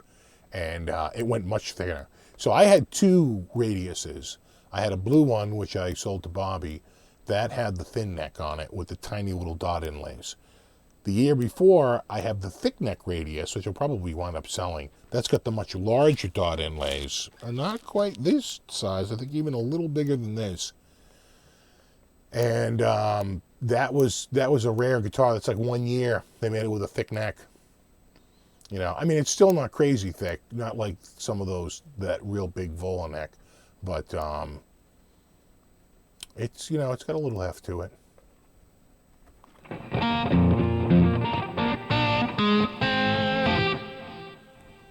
Hey, Steve, I'll be seeing Sergio Aragonis in a few weeks. This may be his last East Coast trip. Oh, tell me he's coming to Boston, man. I'd love to see. I've got a pretty good Sergio collection going. Thin necks cramp my hands. Yeah, that's pretty common. Musician's friend. Seem fired up since I switched guitars? Yeah. Maybe that's because it's the Fireman?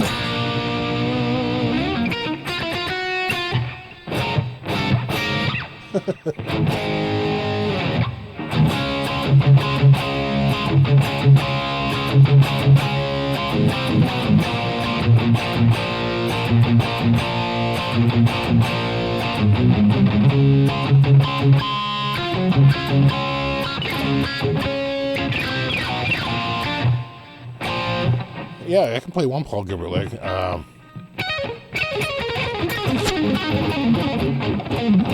Hold on, we'll start up here.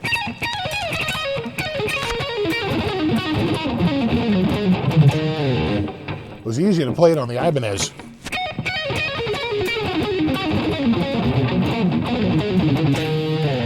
It's a little hard.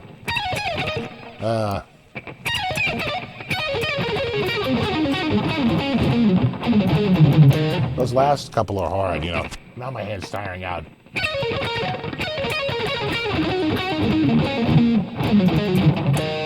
I'm losing sync.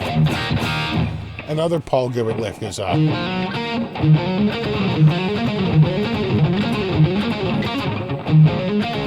I just can't get it to the speed he gets it at, you know.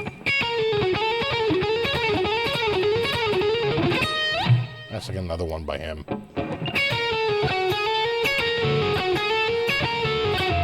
By his big, and then he had that big jump, right?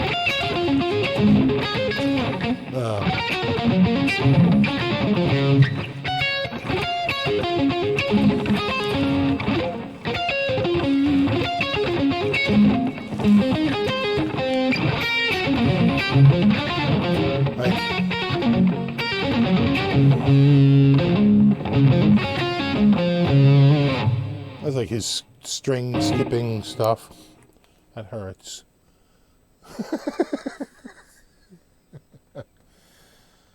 Do you still practice? If not, when would you say you stopped? I stopped practicing sometime in the late 80s. You know, who's got time?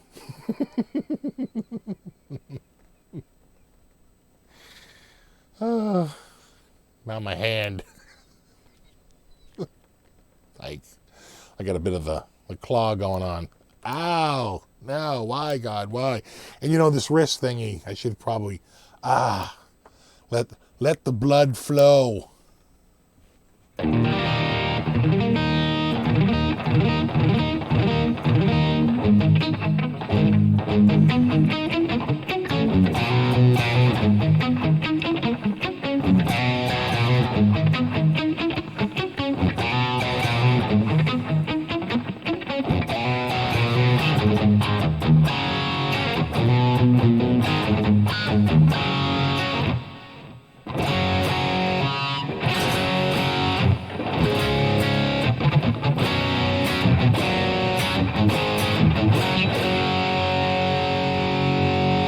Hit him with the hind.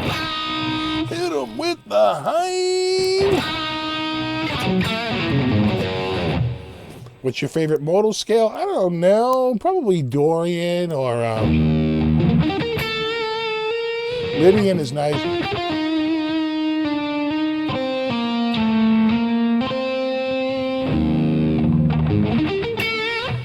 Or like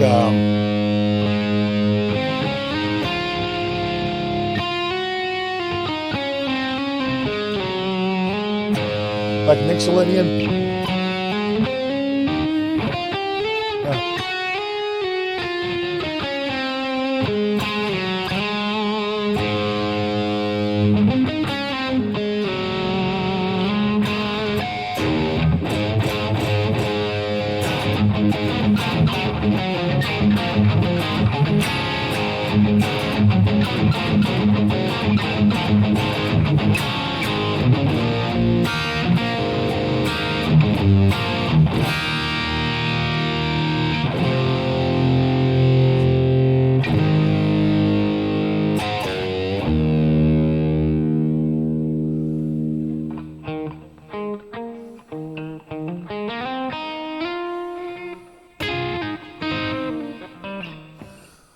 Yeah, right, PDX Guitar Freak. So PDX Guitar Freak writes, I used to think Dorian was boring when I was a teen, but now I love it. Great for bluesy stuff. Yeah, but not just bluesy.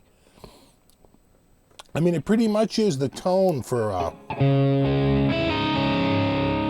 know, a really good rock.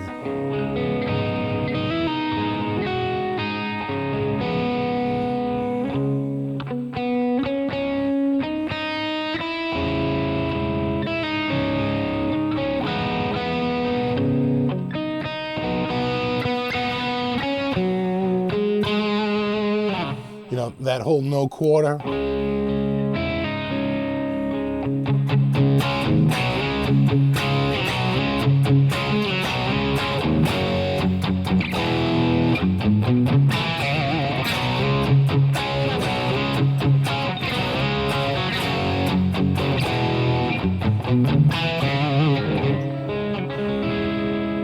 know, that it's the softer minor. You know, sometimes I think straight up Aeolian minor almost. Sometimes it's almost like a little too much. Dorian is that tempered one.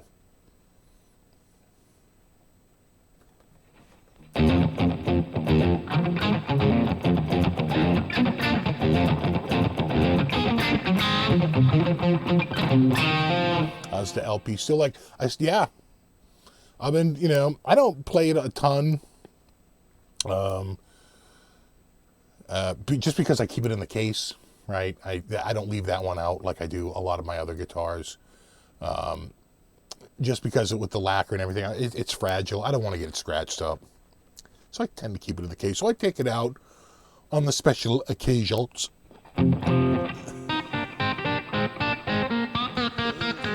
Yeah, Lee's played Locri, and it's funny because if you listen to what's his name there?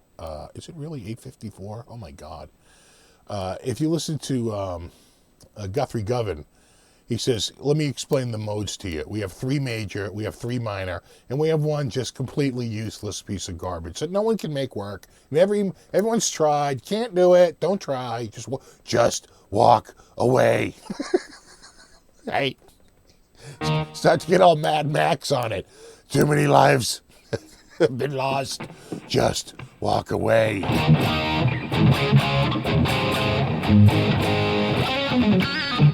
This one here, that's a mini LP, John. That's a little mini. That's one of those little, it's not even half size. I think it's smaller than that. It's a little tiny little sucker. And you tune it up to G, right? Like you got a capo on the 3rd fret, right?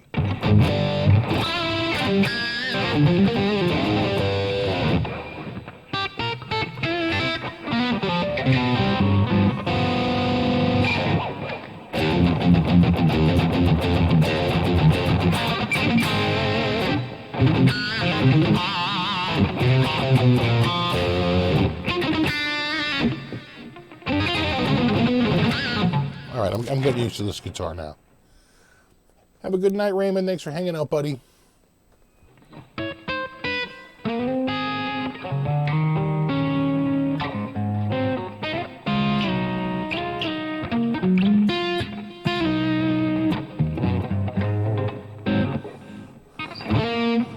Detroit Rock City, is it?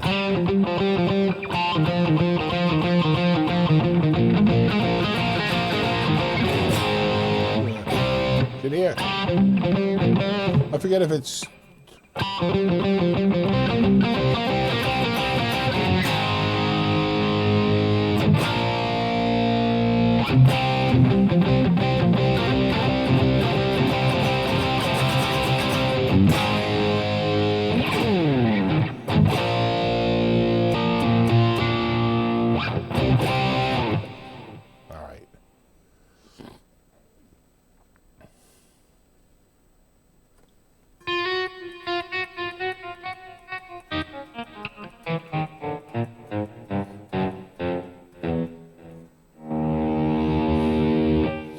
Bonamassa or May. They're very different players, actually.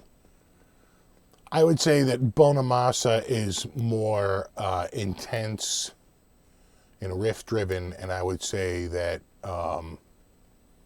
Mayer is more finesse and melody-driven. It's probably, just because of his style of music. But, they're both amazing players.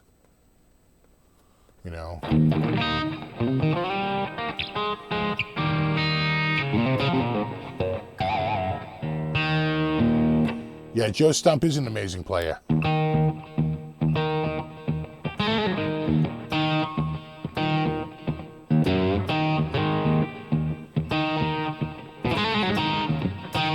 I know, Gene doesn't need any more of that money.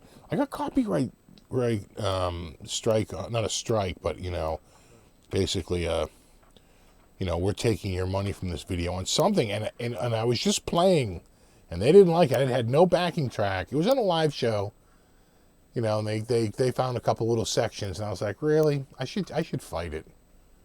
But it was like 15 copyrights. I was like, you got to be kidding me. Like, don't worry, you're still making money, but you're sharing it with these other people. I'm like, really? Who the hell are these people? Because I swear to God, they just put out friggin' strikes. Yeah,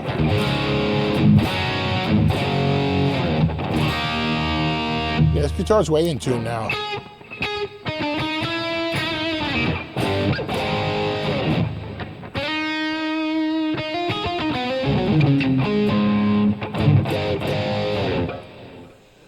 All right, guys. Well, it's 8:58. I think we're going to wrap this up. My family will probably want to get out of limbo so they can come down on the first floor again. Actually, I think they're out. I'm looking out there, looking like there's no one home.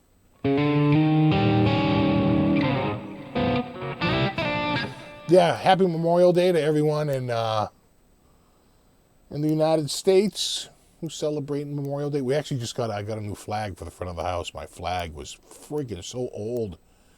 Costco sells them. This is like the third one I got. I don't even have to replace the mount. It's the same freaking flag. So I just had to put it up. They're like $30, but they're awesome. They're so much nicer than any other flag. And but geez, the one I took down, it was faded glory, all right. Man, it was all torn up. We've had so much wind, and that was probably a good 6 or 7 years old easily. So time to put up a new one. Threw that up. So cleaning the yard up. In fact, I didn't know if I was going to even play that well tonight because I was using the weed whacker on the lawnmower. I don't have a very big yard. My yard is actually pretty small. But, it's so many freaking power tools. Your hands are like tingly, right? It's like your hands are vibrating all day. Anyway, I seem to calm down. All right, dudes. No, you rock. No, you rock. All right. It's 9 p.m. I'm officially checking out. Thanks to everyone for hanging out. Super extra thanks to anyone who contributed. We didn't really get into TGU19, but I might be able to do one more live show before I go. We'll talk about everyone who's going to be there. Yeah, we never really got into TGU19. You know what? Just real quick, calm down. Real quick. Hold on, is it here? Yeah, and then I have to hit what? F11? Yeah, there we go. Yeah, see? Yeah. What am I looking for? I'm looking for TGU19. Yeah, right there. All right, hold on. I'm going to give you just a quick rundown, little teaser for the next time. These are the other channels that are going to be there. 60 Cycle Hum, Adam Neely, Agufish, Base the World, China Guitar Skeptic, CS Guitars, Philippa Q, or Philippa Q. I think it's Philippa Q. Gear Gods, German Music Reviews, Guitar Max, J. Leonard J, Jamie Lewis, Kafir, I don't know how to pronounce that. Shayon, I don't know. I'll ask him when I see him. He was at GitCon too. Mary Spender, Nathan Navarro, Patrick Hunter. Oh, thanks, Glenn. Paul Davids, first time be meeting him.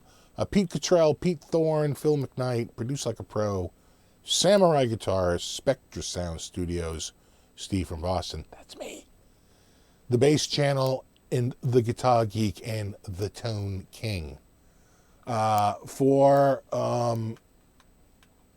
brands, Zoom, Yamaha, Vox, Strandberg, Rev, Paul Reed Smith, PreSonus, Line 6, Laney, Isotope, Ibanez, Hughes and Kettner, Hosa, Harley Benton, Gibson, Fender, Eventide, Dan Electro, and Boss.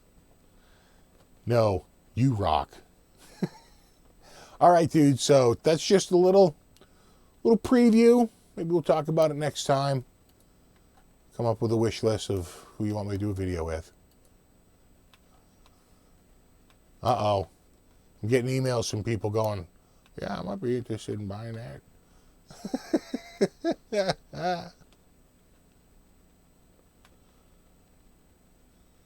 All right. Sounds good, Krell Bar. Sounds good. I just read your email. All right, now we're really out. Seriously. Here we go. I'm scrolling up. No. You rock. Have I told you how much you rock lately? All right. Here we go. I'm scrolling up. We'll see if I can fix Chrome and log into YouTube after this. And I just hit 2 hours. It's official. 2 hours in. I'm out. All right, dudes. No, You rock. All right. As always, thanks so much for hanging out. Rock on. I'll see you in the next one. Later.